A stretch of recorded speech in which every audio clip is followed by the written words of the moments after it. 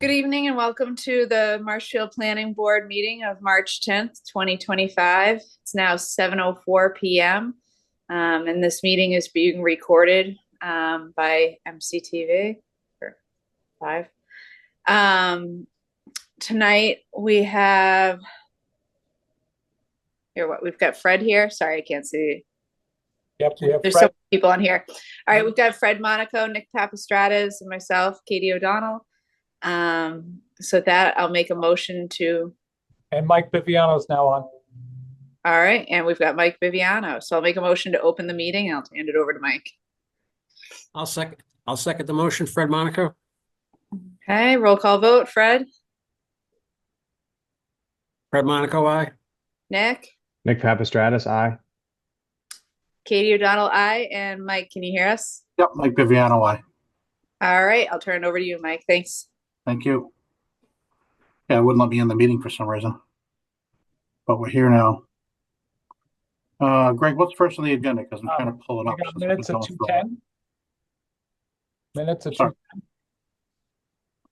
Go ahead, Greg. Sorry. You have minutes of February 10th. Okay. I'll make a motion that we approve the minutes of February 10th, 2025. Is there a second? Second, Katie O'Donnell. Katie O'Donnell, aye. Thank you, Nick. Nick Papastratis, aye. Fred, Fred Monaco, aye.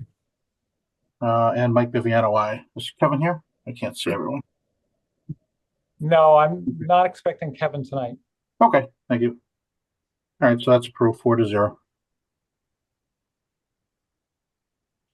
So your first public hearing is on the zoning changes for tonight. Okay, I'll make a motion that we open the public hearing on the zoning changes and waive the reading of the notice. Is there a second?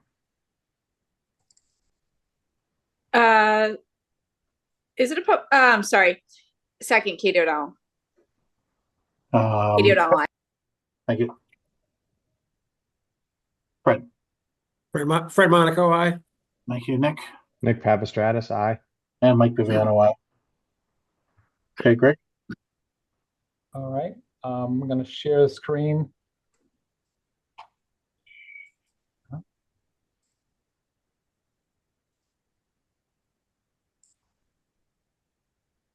So the first two articles are planning board articles, and they are to correct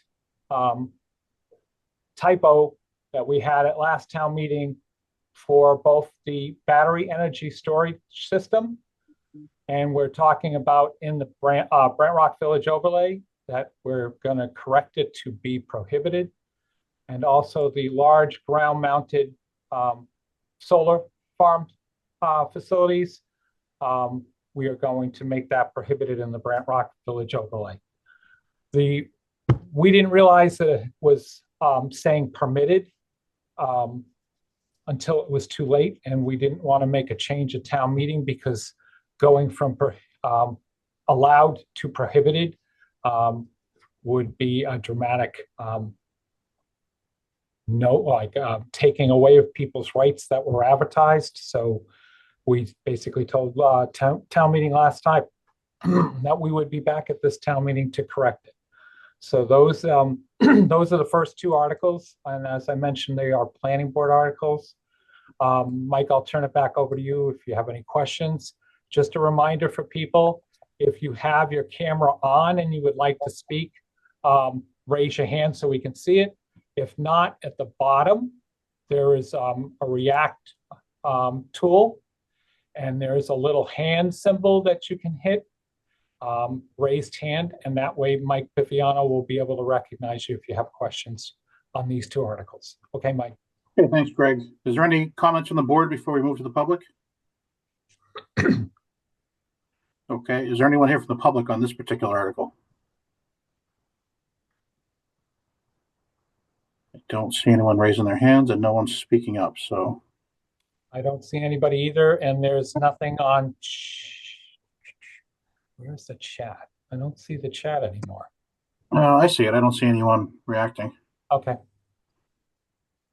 All right, so seeing none, Greg, just a vote to move it to the annual town meeting. Yes, these would be going to the annual town meeting. Well, they're already on the warrant. Isn't it a vote to recommend approval? Yes, if you guys wanted to vote favorable recommendation to town meeting, you could do that tonight, or you could wait until the meeting of the 24th. It's up to the board.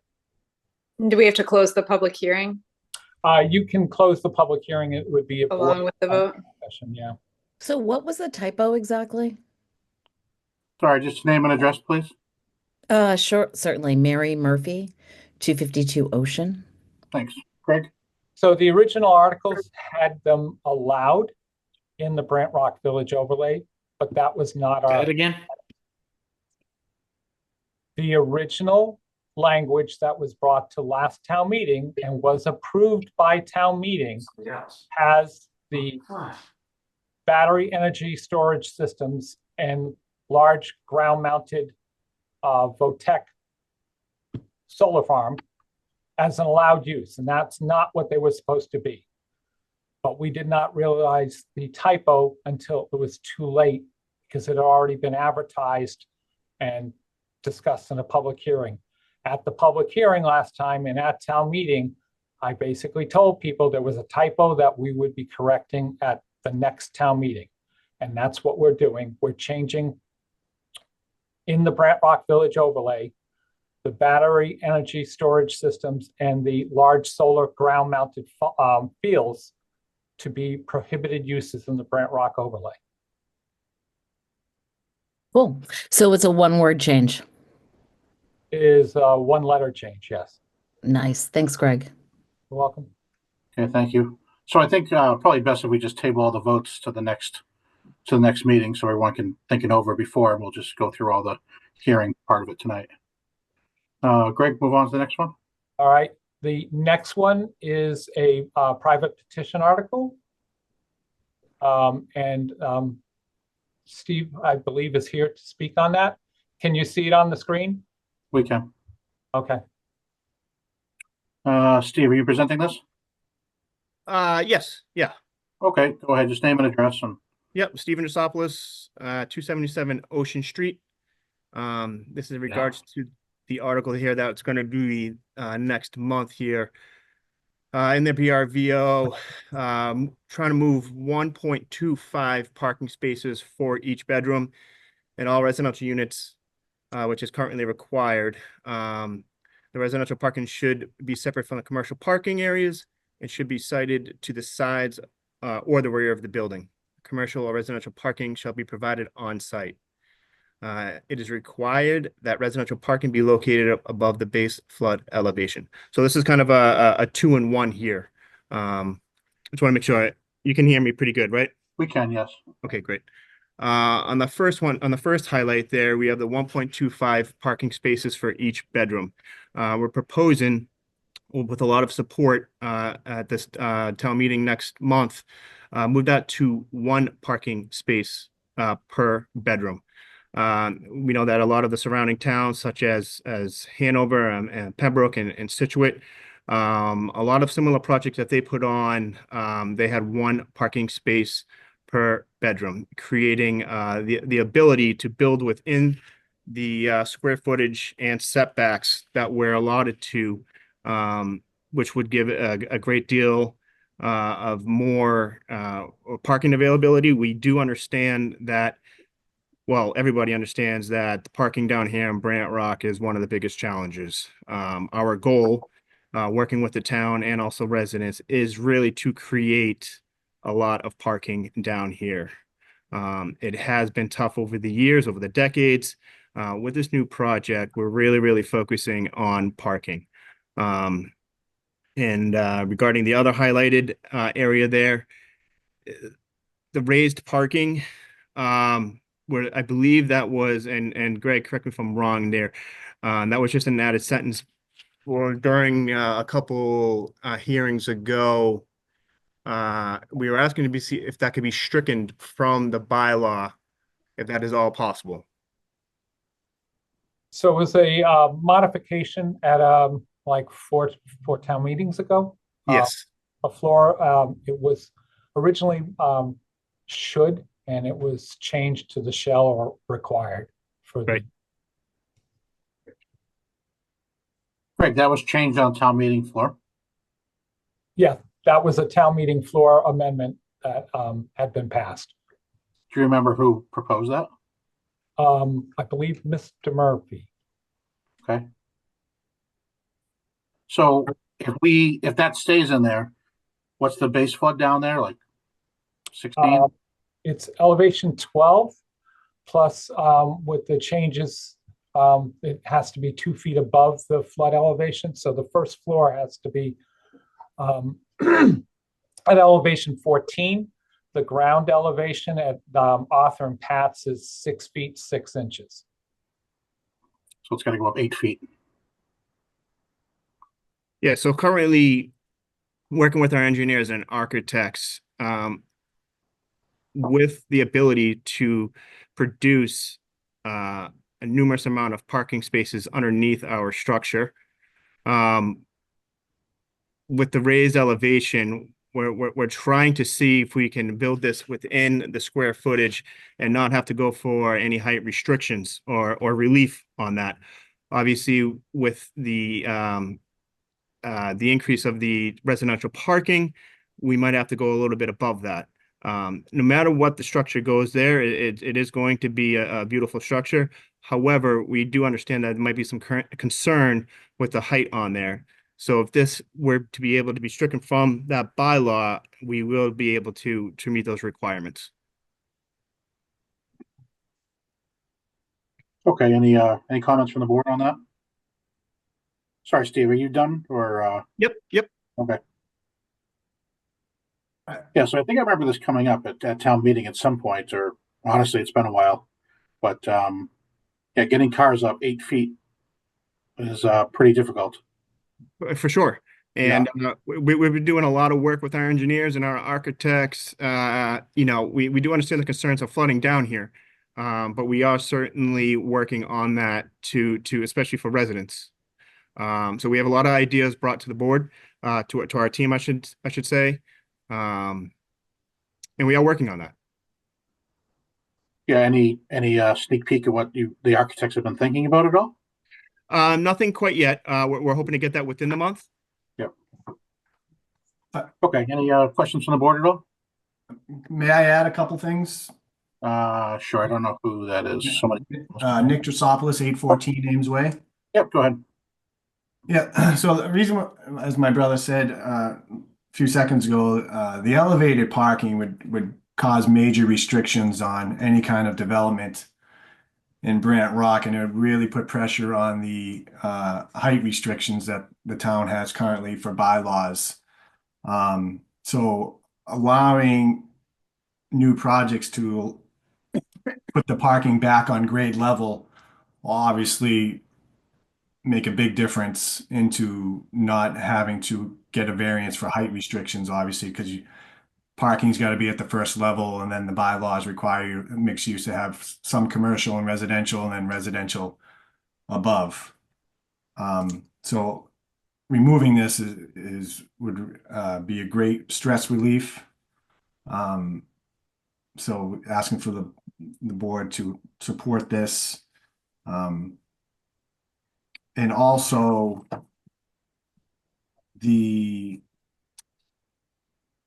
if you have this elevated parking, it would require some sort of big structure like a garage that I'm sure some of the residents, because you have to have ramps to get these cars elevated.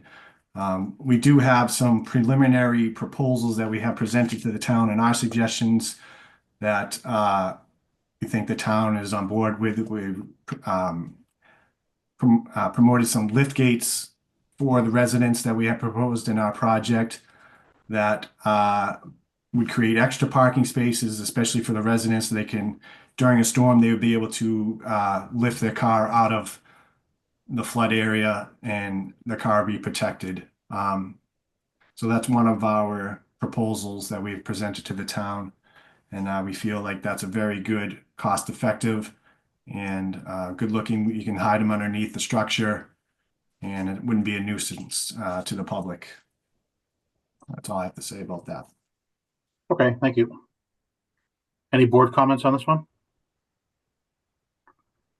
All right, seeing none, is there anyone here from the public to discuss this?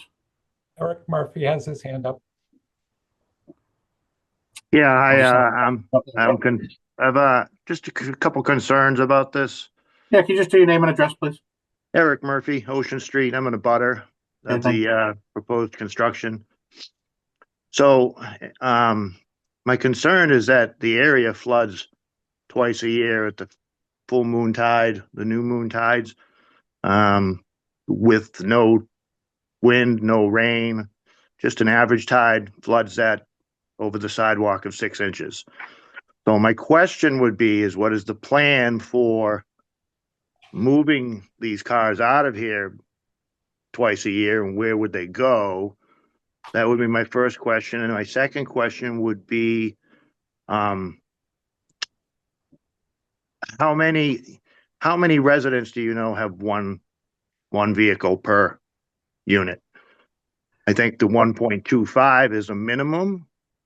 Should at least be 1.25, and you're also talking about commercial buildings that will have functions, busy periods where there'll be parking will be short as it is. I think to move it to one space per unit and still have commercial parking, commercial business going on, you're going to end up having Saturday and Sunday 40, 50 cars parked there that aren't moving until Monday morning when people have to go to work in the morning.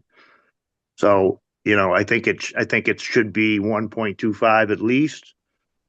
And I'd like a plan as to where these cars are all going to park twice a year during storms, during floods, because, I see it and I have videos of several cars. Places aren't open, but they're flooded. So when they are open, how many cars are going to be flooded? Am I going to have oil and gasoline in my front yard, and who's going to cover that?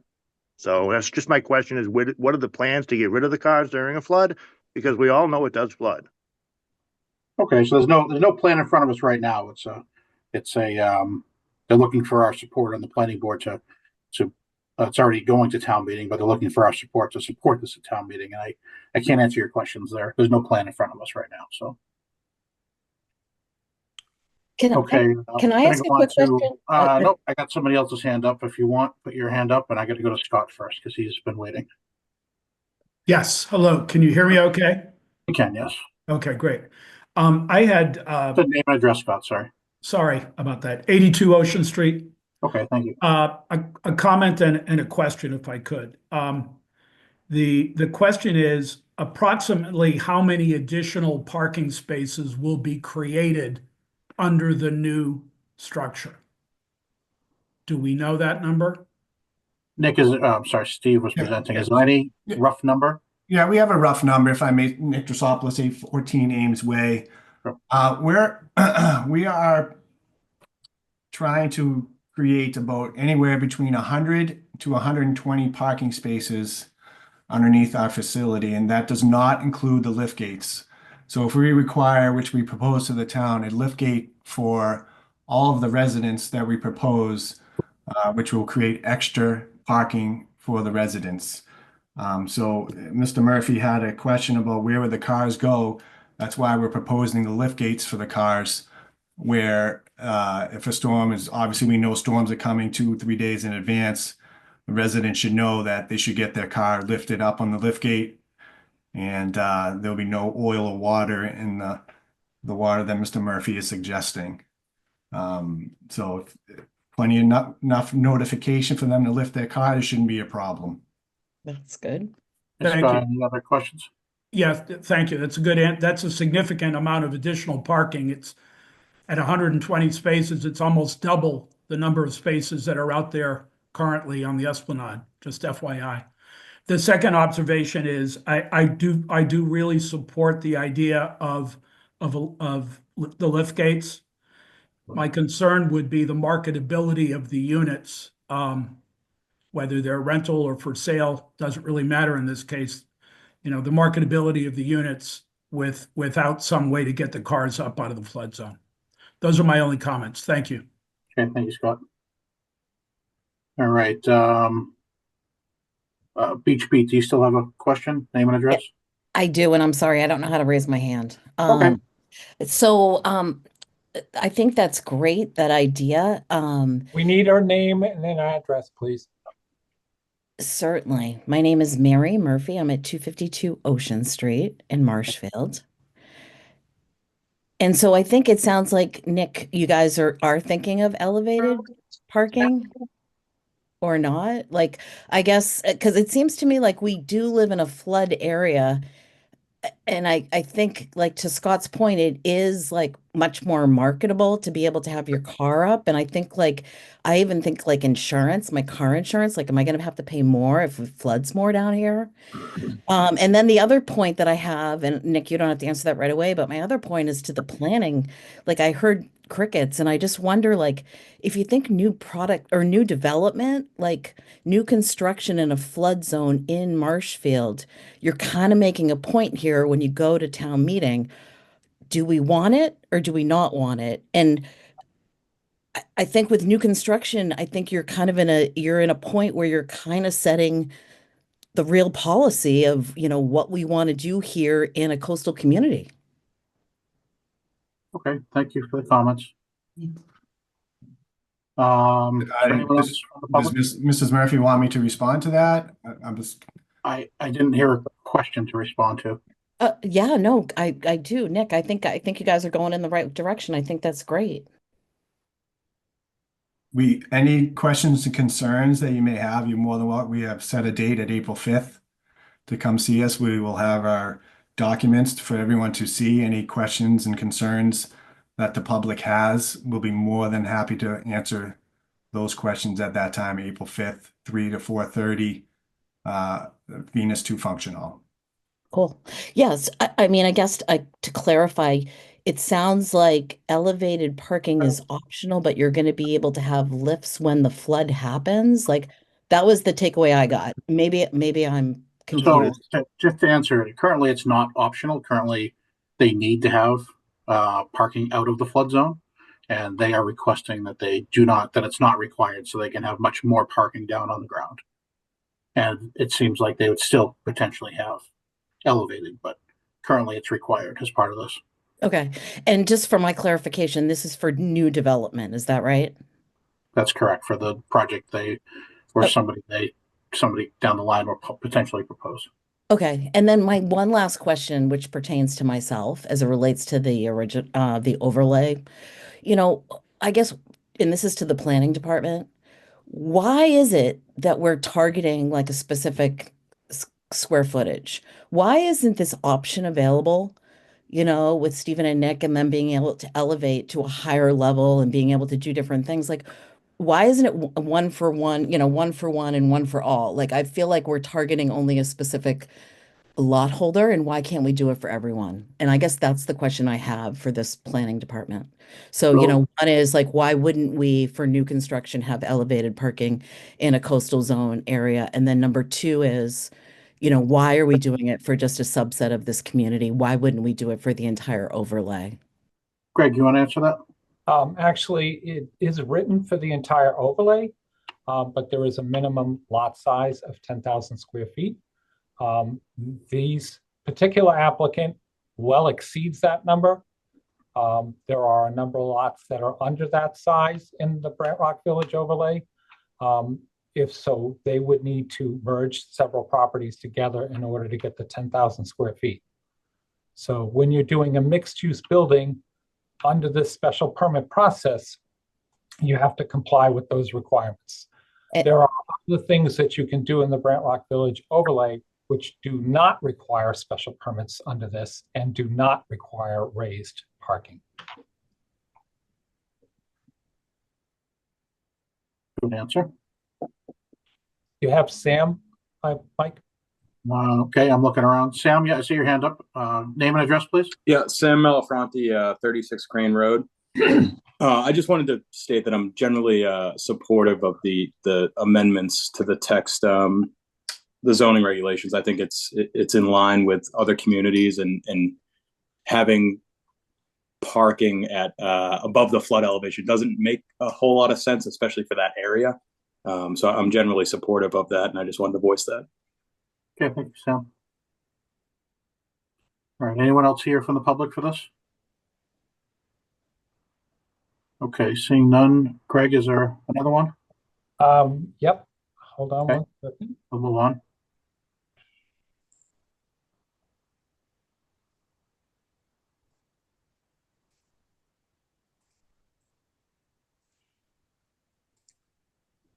So the last four articles are dealing with the ADU language for the protected ADU as far as the state law. The first article basically explains the process, gives you the review standards and the submittal requirements for when you want to file. So it would remove and reserve for future use the current Article 305, 1109 residential accessory apartments and replace it with this language, which would be in a new section 1207. Now, the reason why we're moving sections is because 1109 was a special permit. The section 11 is a special permit section. Section 12 does not require special permits, and the state law says that it has to be by right. The second article provides the definition. Let me get down to it.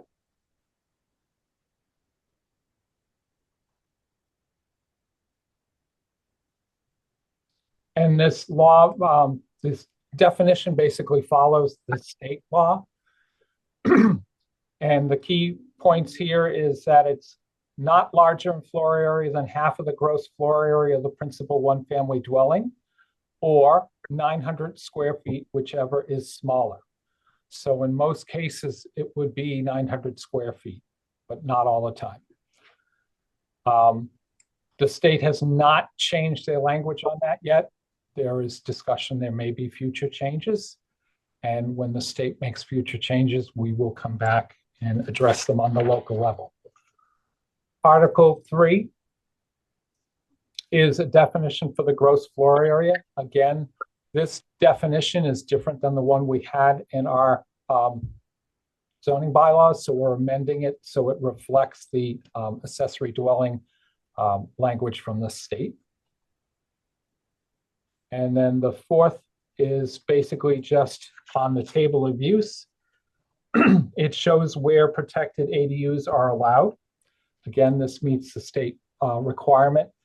And one thing that people should be aware of, it's where it is allowed, single-family residential is allowed by right or by special permit. So you note that B1, office park, industrial, airport, and PMUD are all prohibited because we do not allow single-family houses in those districts by right or through a special permit. The table of use is where a lot of people initially go when they're looking for, can I do something in a certain district, which is why we were adding this language. So there is some other matters that the planning board, the building department, town council is working on, and we want to see some more information from the state about additional special permits, things that may happen in the future. But again, that would go in a different section. This is the by right section.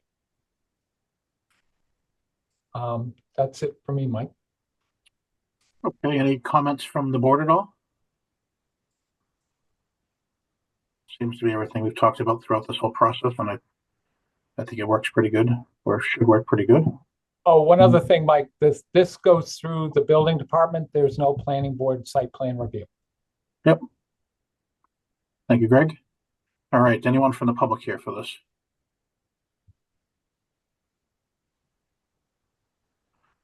All right, seeing none.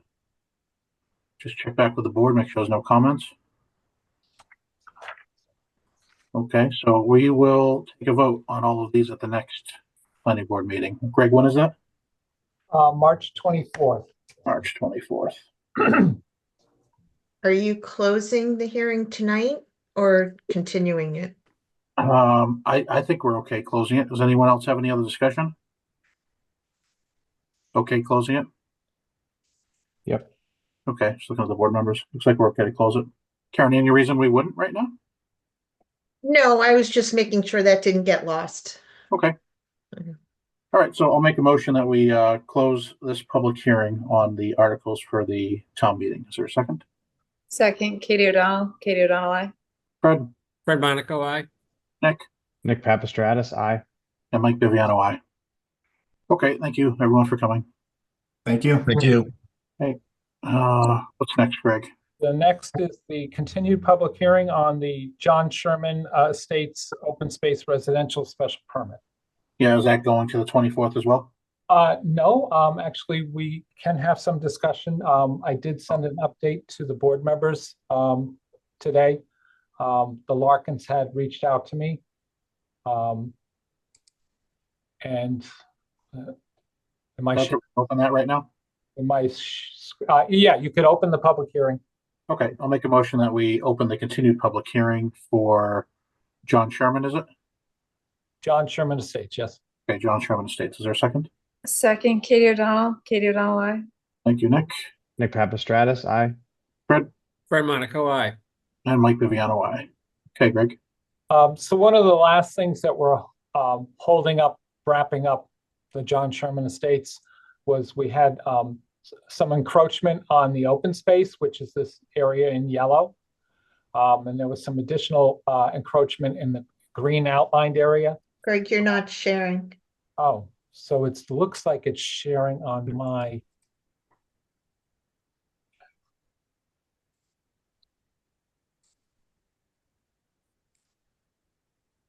There you go.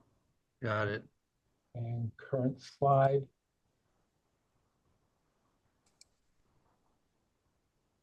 Is that better? Working, yep.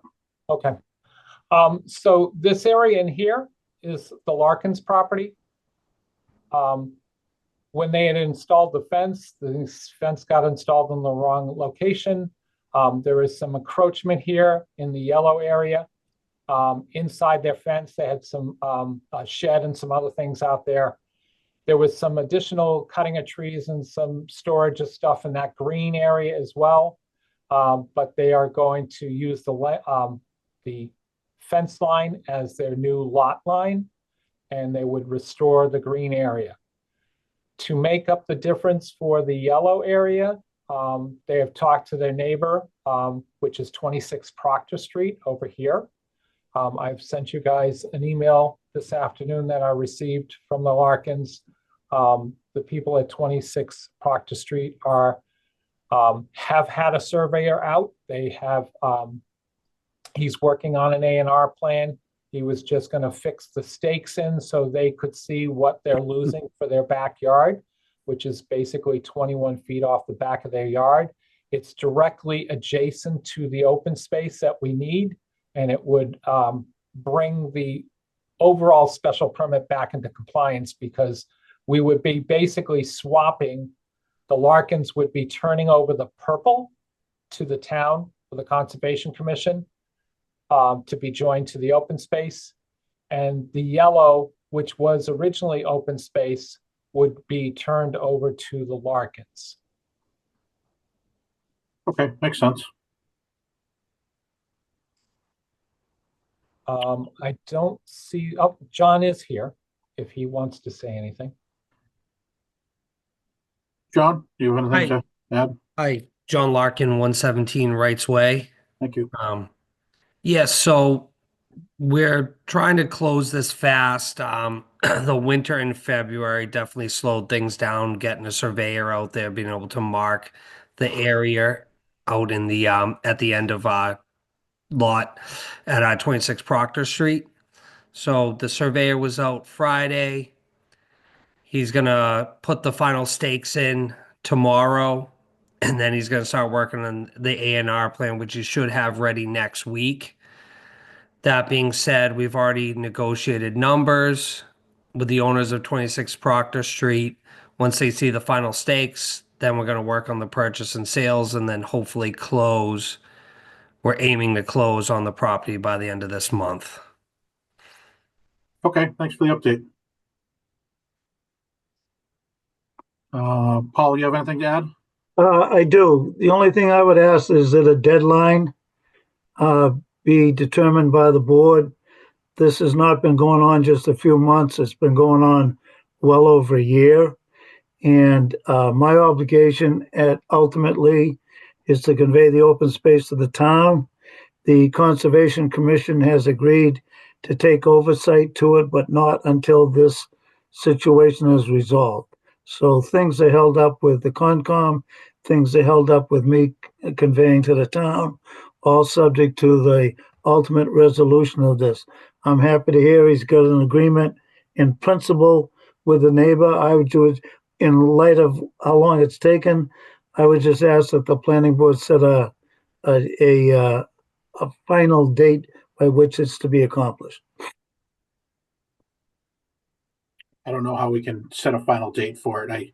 He's come here in pretty good faith, I think, and he's going to be moving ahead with a purchase and sales and hopefully closing by the end of the month. And if that didn't happen for some reason at a subsequent meeting, we'd be able to get into that. But I think I think we're making very good progress to get that part of it done finally. Mike? Yep. Actually, staff's recommendation would be to finally close the public hearing, which we have continued for quite a while, because we now have a resolution worked out that they're finishing. I would draft a decision that would be ready for the board's next meeting. It would have a condition that the encroachment is going to be corrected. And that way we can move on with getting the decision filed, so the open space can be turned over and things can resolve. So why would we close it until he closes on the land? So we have to reopen a whole new public hearing? Well, if everything failed, yes, then we would have to reopen the public hearing. I mean, I would suggest just continuing again. We've done it for so long. Why not? So we don't have to deal with it. And if we have to after after this month, it's already there. Okay. So So we April need a meeting in 7th. No, it's The 24th may be too quick. yeah, it's definitely too quick. I'd say the second meeting in April. We don't have a second one because of annual town meeting. Unless Okay. you guys want to have one on, but that's Easter Sunday. The next Monday, the Monday before town meeting is the Monday after Easter. Well, it's school vacation week too. Okay, so would you want to try for the 7th? John, do you think you'll be closed by the 7th? Can you shoot for that? That's what I'm shooting for. I'm shooting to get this done as quickly as possible. The Ruggieros have made it clear that they're happy to do this quickly. It's a small land, transaction. My wife works for a real estate attorney. They'll be handling the purchase and sales and helping us expedite this purchase. So hopefully it should move rather quickly now that the surveyors will be working and submitting the A&R plan next week to us. Okay. And John, on the note, you would want to make sure that the yellow area is being transferred over to you guys. And I'd already talked to you earlier today about the language on the Proctor Street property. Yes. Gotcha. Is he on the agenda already for an A&R? I'm sorry, Mike, what? Is John already on the agenda for an A&R? Not yet. So it's never going to be done by the 7th. Well, an A&R doesn't require a public hearing or anything. They could file it and we can add it to a meeting. Okay. So you have basically Could happen all in that one meeting. you have it almost a month. So yes, it could be the same meeting. Okay. All right. So anything from the board? I'm going to continue it to the 7th. Seeing that, I'll make a motion. We continue this public hearing until April 7th, 2025 at 7:05. Is there a second? Second, Katie O'Donnell, aye. Nick? Nick Papastratus, aye. Fred? Fred Monaco, aye. And Mike Viviano, aye. Okay, thank you guys. Greg, sorry, what's next on there? So the last thing is board staff reports. We have not heard about any continuing movement yet on the State House with the Zoom language. So our last meeting could be had by Zoom, could be potentially March 24th. We could not get the Selectmen's Hearing Room, which is the hybrid room, unless we move to like Thursday nights. And I know in the past, we've been told that Thursday nights were problematic for at least one board member, if not two. We could go to the library, to the program room on Monday nights, but it would not be hybrid. So we would just go back to full in person if the Zoom language does not get extended. So I just wanted to bring you guys up to date and to get some idea of what you guys are thinking. So the only option is moving to Thursday. That's the only day the Selectmen's Board would be open. That's a night that they don't have meetings scheduled. Yes, so we could do Thursday nights at the Select Board chamber, and that would we'll be have a hybrid and in-person capability that the other rooms don't have. Yeah, I think the hybrid's pretty important to the public, us, to everyone. I think it's great to have. So if we can continue it, if we continue this way, great. If we can't, then we'll have to. I'd like to shoot for hybrid, and if Thursday's the only day, we'll have to. I mean, it would mean that a couple of members could be remote, but the quorum would need to be in person. Okay. I have no problem going back to the meetings if we need to, but we'd probably find out by the 24th. You think, Greg? When's that deadline? Hopefully we'll know. Okay. They have till the 31st of March. Okay. 31st of March is when the language expires. Well, we all are on notice, and we'll see what happens. Okay. All right. Did we need a vote on Marshfield Hills Estates to continue, or did I miss that?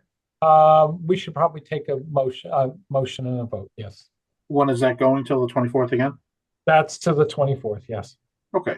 I'll make a motion that we open and continue without reading the notice of Marshfield Hills Estate, continuing that hearing until 3/24/25 at 7:05.